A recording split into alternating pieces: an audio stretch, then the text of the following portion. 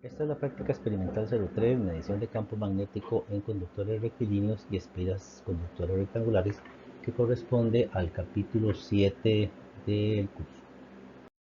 Lo que se va a demostrar es el uso de un equipo que es una fuente de corriente directa con la que vamos a alimentar corriente eléctrica a espiras o conductores rectilíneos, y vamos a medir la densidad de flujo magnético con este equipo, el cual es parte de material ya del próximo capítulo. De todos modos, lo que vamos a intentar hacer es medición del campo magnético en un conductor rectilíneo y en espiras conductoras en función de la intensidad de corriente eléctrica.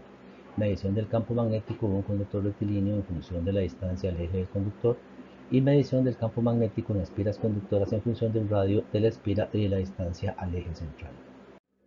Muy bien, independientemente del tipo de conductor, nosotros vamos a hacer un cálculo inicial de la inducción magnética, eh, y luego integramos diferenciales.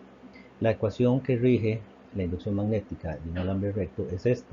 Recordemos que mi sub 0 para el aire, para el espacio libre, es 4pi por 10 a la menos 7, por consiguiente hay que procesar esta ecuación.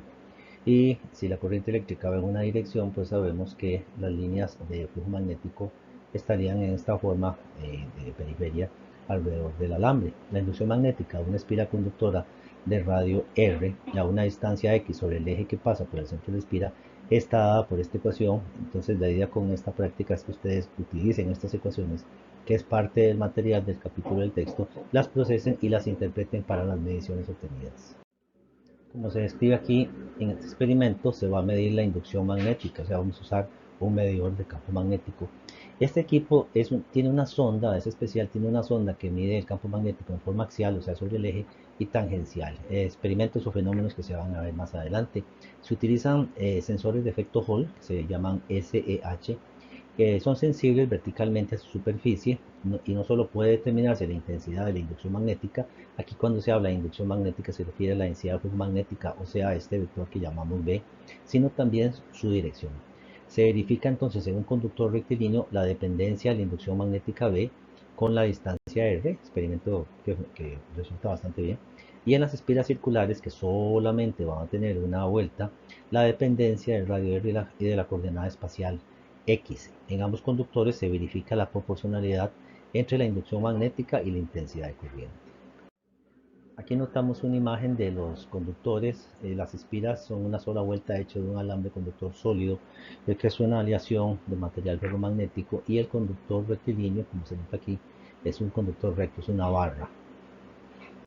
Como una descripción, aquí ustedes lo pueden ver de qué se trata.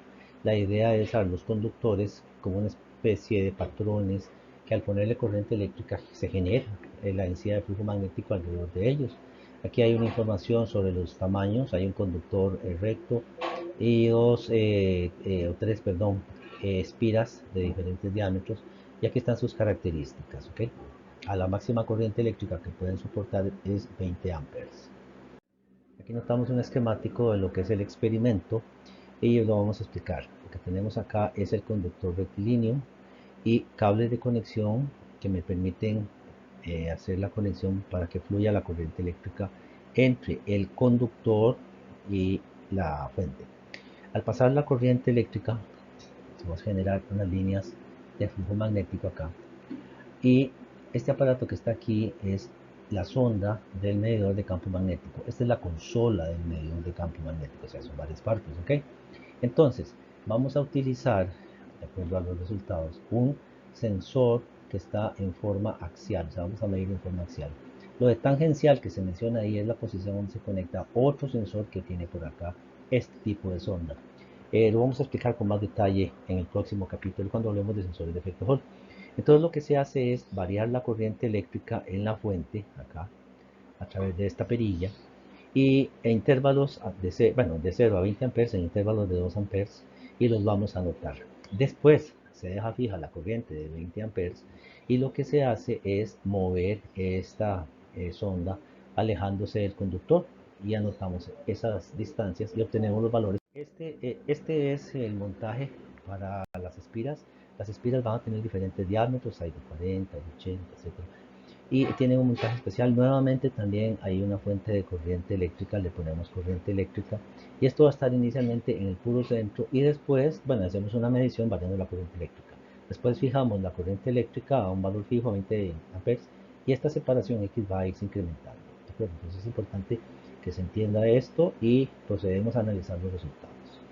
Muy bien, estos son los resultados de la medición del campo magnético para un conductor rectilíneo, primero con la corriente eléctrica variable a una distancia, aunque dice S igual a 0, en realidad corresponde a 3 milímetros, como se va a explicar en una gráfica o una explicación más adelante.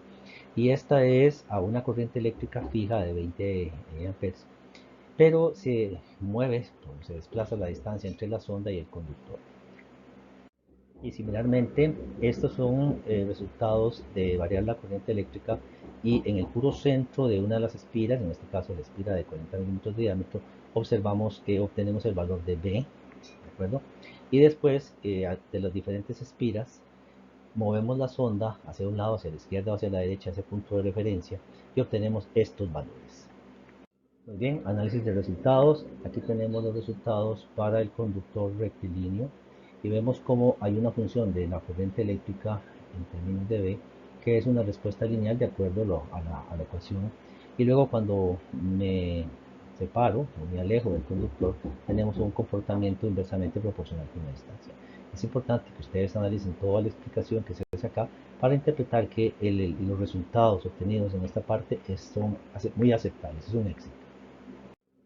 Similarmente, aquí tenemos el resultado para las espiras conductoras. ¿Okay? Se cambia la corriente eléctrica y vemos cómo cambia la corriente eléctrica hay una función lineal de la inducción magnética, una línea supuestamente, y después al movernos hacia el lado del centro, hacia un lado, hacia la derecha o hacia la izquierda, vemos cómo se da un decaimiento inversamente proporcional de una forma con distancia.